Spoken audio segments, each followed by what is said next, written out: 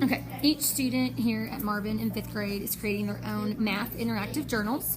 And we took some time at the beginning of this school year to personalize them as well as reinforce them with duct tape, because we will be using them throughout the school year as a reference tool and to take notes. So each student will have a cover page on for every unit that describes what it is that we're learning in that unit. They will also have vocabulary words that will be put in, and different examples for each concept that we're learning. For example, it says word form, so we actually have an example of a word in word form, as well as an expanded form and standard form. So I try to provide an example that they can refer back to for most of our concepts. And we also put in some things that we're going to be using throughout the entire school year, such as our problem-solving strategies and how to decode word problems using the clue words to determine what operation we're going to be using. We use flow maps when we're talking about math when it needs to be sequenced. We make mini signs. These are signs that will be are also up in my classroom, so the students have those as well in their journal to refer back to. And we put different things in here. We have examples in foldable forms.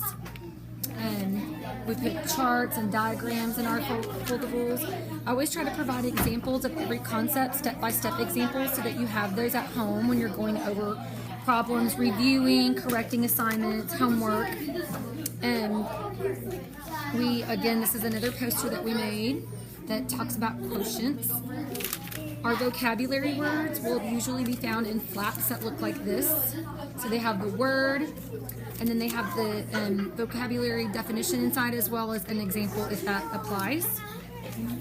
And again, like we started another unit back here. Some more examples of work that we did together in class. And we have our unit reviews for every unit. At the end, you will find the unit review that students will put in their packet, as well as the next unit's cover page. And usually it will be followed with some vocabulary. And the students are allowed to take these home to study, to use for homework, to review, to make corrections. And you should definitely ask to see it. We put a lot of work and effort into this, and it is a grade at the end of every 9 weeks. I will send home the rubric that it is a grade, and you'll see that at the end of every 9 weeks.